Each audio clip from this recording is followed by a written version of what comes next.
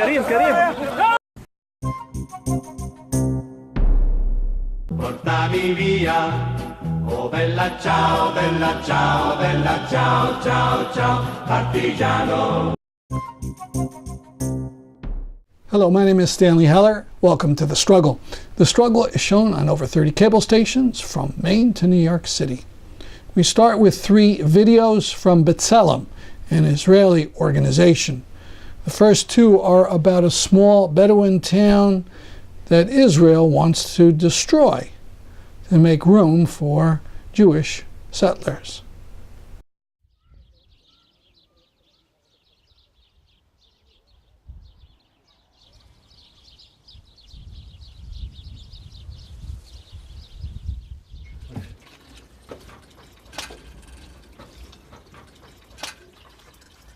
أبو خميس قديش صاركوا هون أنتم؟ أنا ولدت هون يا أختي. سنة الثلج ولدت هون. مش هي بيحكوها سنة الثلج ختيارية صح؟ سنة ما اتجوز فلان. إيه سنة ما فلان طلق فلانة صح؟ هاي تواريخنا العرب. طيب وهسه مش عرب أنو سنة كنتوا هون؟ من 1953. مش يعني تقولي إنه بمخيم يعني ما متواجدين هون. كنا محل الكزية. تذكر كنا محل الكزية. كنا محل المنطقة الصناعية هون. كنا محل المستوطنة. ليش محل المستوطنة؟ لأنه بالصيف الدنيا حمى. فلما تطلع محل المستوطنة عالي وجنبك وادي الكلت بيجيك الهواء بارد من المية. وبعدين مليان وادي الكلت بينابيع. بتذكر احنا كنا 9 سنين و10 سنين و11 سنة. كنا نلم بعض بالصيف. أولاد التجمع نركب على الحمير. واحد يحط ماء يحط اخوي يجيب معاه خبز، واحد يجيب معاه بريق، واحد يجيب معاه سكر، واحد يجيب معاه شاي، واحد يجيب كاسات، نطلع على الحمير من محل المستوطنة وننزل تحت 400 متر 350 متر بتكون في البركة.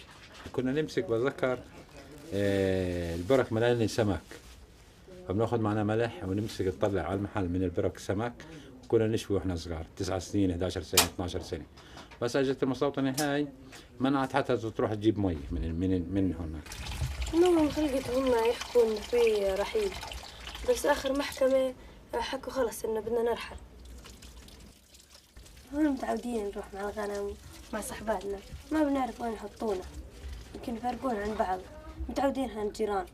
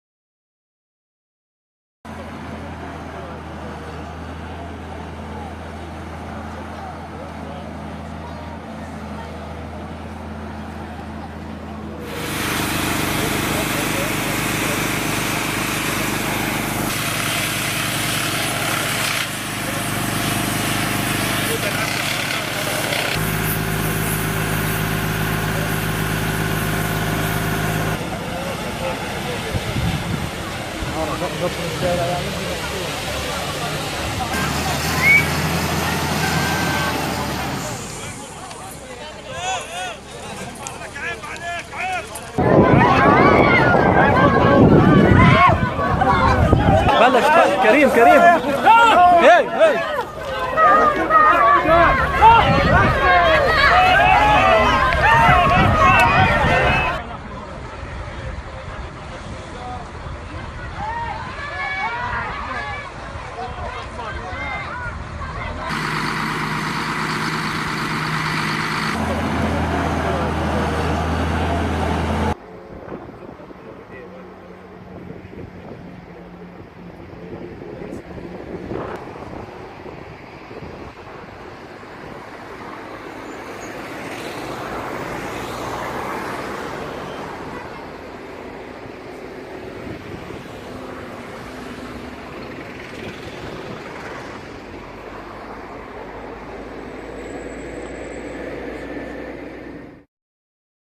This is one from April. We show it to you now to demonstrate the complete impunity of Israeli soldiers. You'll notice they know they're being videoed, but they don't care. They know they can get away with anything. On a Friday afternoon, 13th of April of this year, some 30 residents of the Palestinian village of Madama tried to remove a roadblock that the Israeli military had put on the eastern entrance to their village. About 11 soldiers then descend on the scene, and in the clashes that ensue, some residents threw stones at soldiers, and B'Tselem says they were from 50 to 80 meters away. You realize that's about half the size of a football field, so of course none of the rocks got anywhere near the soldiers. The soldiers fire stun grenades and rubber-coated metal bullets at the villagers. 7 residents sustained injuries from these so-called rubber-coated metal bullets that the soldiers fired. 2 were taken to a hospital in Naples for medical treatment, and the 5 others treated on the spot. Note the joyful cheering by one of the soldiers as he shoots someone.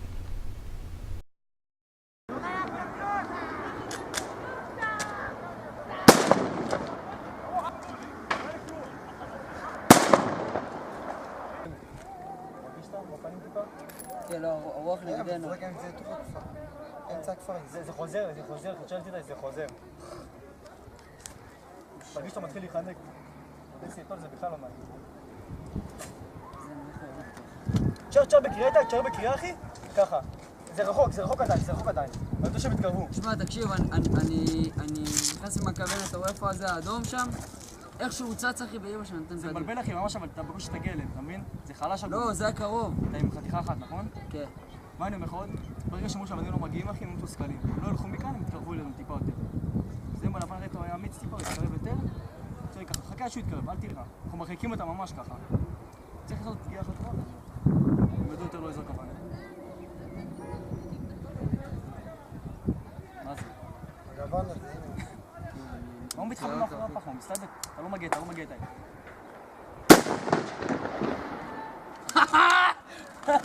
איך הוא ישרמו אותה? פגעתי. ביד נראה לי פגעתי. כן, ראיתי אותו מחזיק את היד. אמרתי לך, תן לי כאן סוכן שעברנו בשם? תשאר את הרוח עליהם? תשאר את הרוח עליהם, אחי. ראית עכשיו אבן פגע פה ועברה לידינו, קטנה. כן. כדור אחד חייב ונגמר פה סיפור. אנחנו לא ממך, אנחנו לא צריכים חי. מה? אנחנו לא צריכים חי. זה טוב לשמחה. אני אומר, אי אפשר לפגוע עם הגומי הזה, אי אפשר. פגעתי בו. הגיע אמבולנס.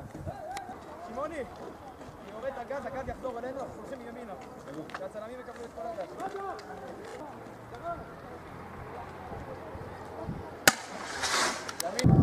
איפה כל הגז? שמה. שם. אתה רואה?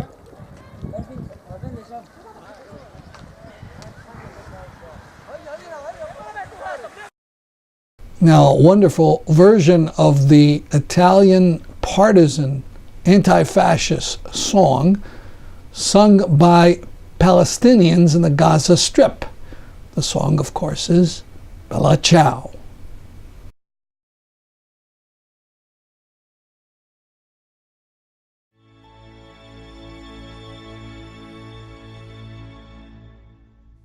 Stamattina mi sono alzato, oh bella ciao, bella ciao, bella ciao, ciao, ciao. Stamattina mi sono alzato e ho trovato l'invaso. Oh partigiano, portami via, oh bella ciao, bella ciao, bella ciao, ciao, ciao. Partigiano, portami via, che mi sento di morire. E se io muoio da partigiano, oh bella ciao, bella ciao, bella ciao, ciao, ciao. E se muoio da partigiano, tu mi devi seppellire e seppellire lassù in montagna. Oh bella ciao, bella ciao, bella ciao, ciao, ciao, seppellire lassù in montagna, sotto l'ombra di un bel fior. Tutte le genti che passeranno, oh bella ciao, bella ciao, bella ciao, ciao, ciao, e le genti che passeranno ti diranno che bel fior, e questo è il fiore del partigiano. Oh bella ciao, bella ciao, bella ciao, ciao, ciao, questo è il fiore del partigiano, morto per la libertà. Questo è il fiore del partigiano, morto per la libertà. Questo è il fiore del partigiano, morto per la libertà. Questo è il fiore del partigiano.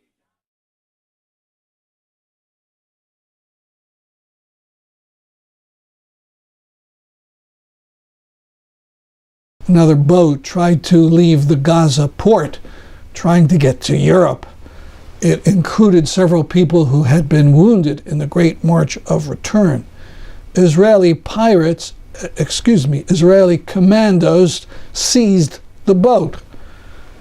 Israeli propaganda officials stated, "This is the second time in the last 2 months that the terror organization Hamas has initiated an attempt at provocation at sea." Imagine this horrendous criminal act. Provocation. Attempts to get into Gaza by sea also continue. A ship from the Freedom Flotilla has reached Naples, Italy.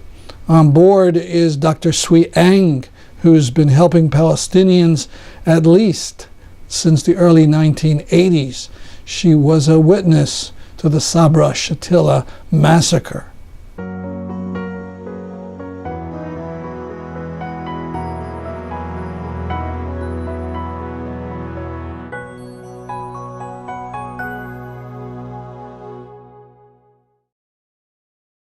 These are soccer players in Gaza. It's a team among which are 11 amputees, almost all made that way by Israeli-U.S. weaponry. You recall the brave anti-fascists who took on the Nazis at Charlottesville. Now, several extremist congressmen have put forward a bill to make anti-Nazi work illegal if the activists wear a mask. It's called the Unmasking Antifa Bill.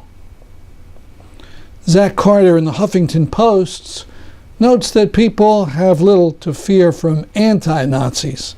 In the last 30 years in the U.S., only one Nazi was killed in a fight with anti-Nazis. On the other hand, Nazis killed 670 people, injured 3,053 as a result of 4,420 attacks. We'll link to the article on thestruggle.org. The most prominent sponsor of the bill is Peter King, a 25-year member of Congress from New York State. No doubt his next bill will be to unmask Batman.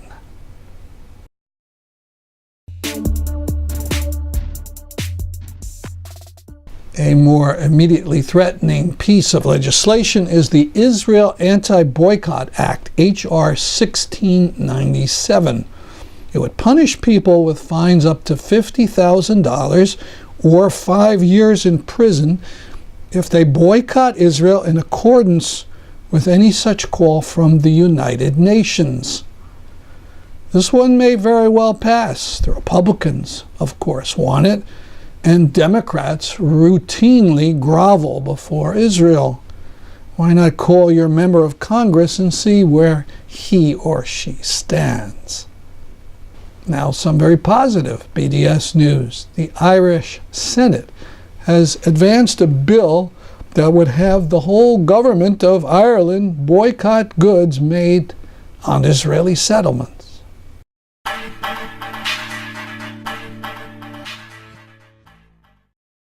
On July 11th, a sad article in the New York Times.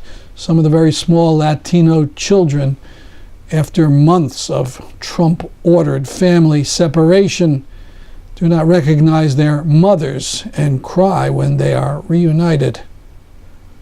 Abolish indeed.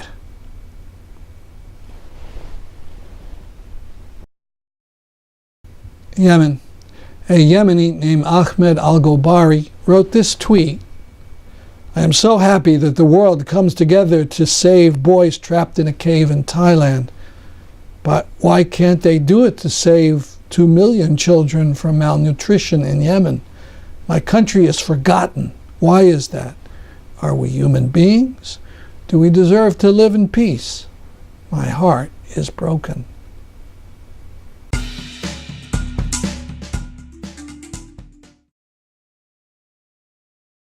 And now a talk at the Tree of Life Education Fund Homecoming Program.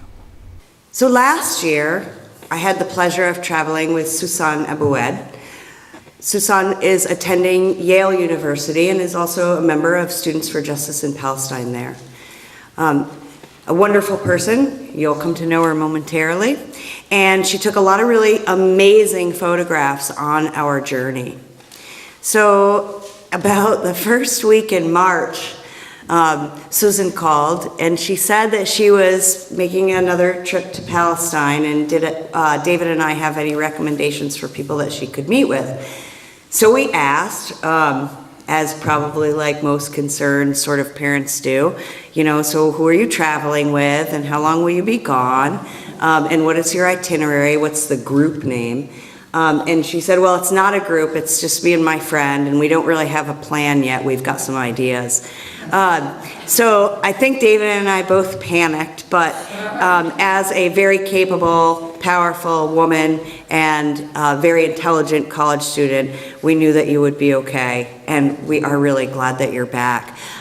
Please, when we go back to the fellowship hall, take some time and look at Susan's pictures, because they're absolutely incredible. And some of you have the opportunity to take one home tonight. And so please help me to welcome Susan Aboueid.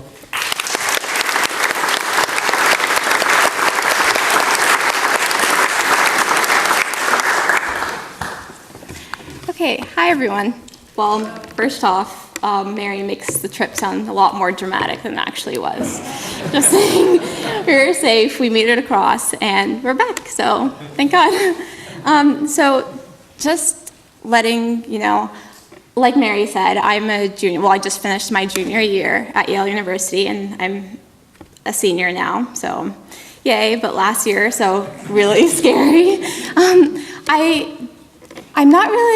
I don't really have much photography background, but one thing that has always stuck with me was my appreciation for the power of photographs and the power of photography, and how just in no words or even few words we can convey complete ideas or thoughts to reach millions or even people all around. And one figure that stood with me throughout my entire early life was Steve McCarthy, and his photographs, one that I first saw, I'm sure all of you guys know, with the green-eyed girl on the cover of National Geographic. That one was one, when I saw it, I was just like, I was shocked, because I was thinking, how could one photograph of just one person somehow manage to speak volumes about what this person was experiencing or just what was going on in their life? So that was one thing that always has inspired me.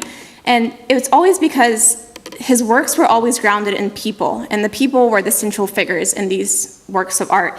And he had such immense skill to capture the people's souls and experiences just with one click. and convey to us, the audience, what it was to be that person, and to be that person caught in these landscapes of war or destruction and poverty without us actually having to experience it on our own. And he didn't convey just this one scene, a moment in history, but rather conveyed an entire human condition. And this condition is one that we could all relate to. And this is something that has always inspired me and stayed with me. And I've been fortunate enough to have shaped such little experience that I've had. But traveling to Palestine, like Mary said, has always been a dream that I've had. And just like Sister Olfan mentioned before, it was one that I thought was very unattainable for about 18 years of my life. I was like, my parents watch Al Jazeera at home, and it's literally all just scenes of war and whatnot, and this is a dangerous place, and there's no way that I could go. And even on these news channels, the Palestinian discourse was always reduced to simply news bites, always followed by a warning, and then a little prayer mumbled for all the lives that we lost. The Holy Land was always holy, and this was something that we all grew up with, but we also, along with, grew up that it was also a very dangerous place, a place that no one was even allowed to go.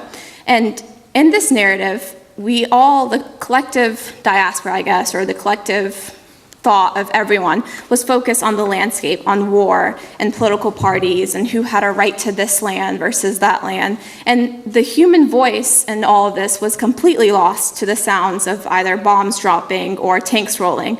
And this form of injustice specifically is what motivated me to use my camera to maybe present a different perspective or even a different narrative. So to use my camera and photography to put a human face on issues that from afar can appear abstract or very ideological, and convey that what happens on the grounds of Al-Aqsa or what happens on the grounds of Hebron or Beersheba, all far away from the halls of power, and all happens to ordinary citizens and happens to ordinary people that we can all relate to. And I think this is really important now in this age of twisted words and dismissed fact checks and also lies perpetuated by politicians that we're all too familiar with, that photographs have the power, and especially these photographs have the power to sear images of reality into people's consciousness that leaves very little room for dispute or different forms of false narratives or false agendas. So these realities presented by human moments, human compassion, and human love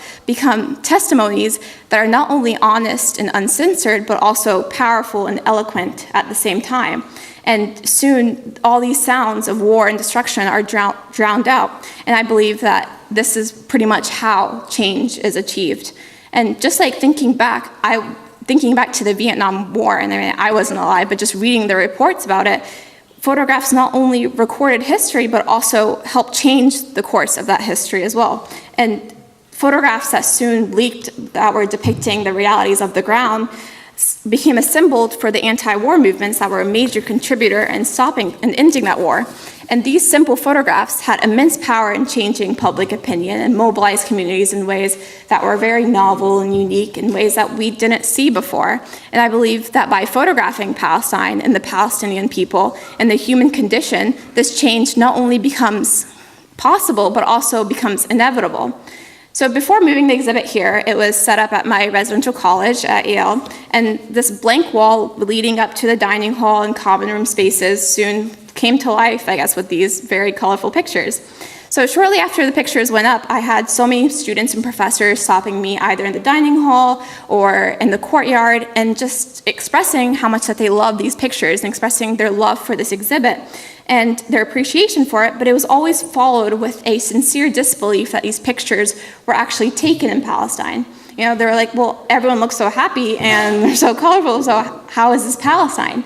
But then at first I was kind of shocked. I was like, okay, well, you guys are just trolling me or something. But then I realized that maybe they're actually true. Maybe they don't know that this is what Palestine looks like, or this is what the Palestinian people look like, or these are the expressions and these are the captures of human everyday life and human interactions, because all that they've seen about Palestine or read about Palestine are these gory, just about 10-second video clips traveling through Facebook or Fox News reports of violence from so-called Hamas. So telling the story of the occupation through human faces and human smiles and even human hands was a foreign concept to them. And this is something that has proven to me to be very instrumental in the work of change that I've been doing.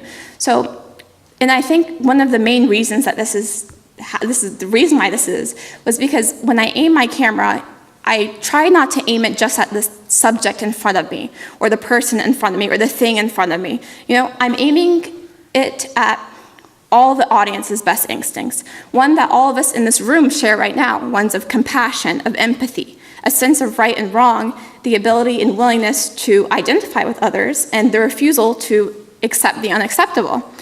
And just looking at these photos and reading the stories that accompany them serves as documentation that allows the Palestinian people to resist being reduced and rejected and with a simple buzzword or a news bite. And the simple truth becomes clear, and people are compelled to stand up against these inhumane atrocities happening in Palestine and say, hey, this is unacceptable, and we will not be silent about it.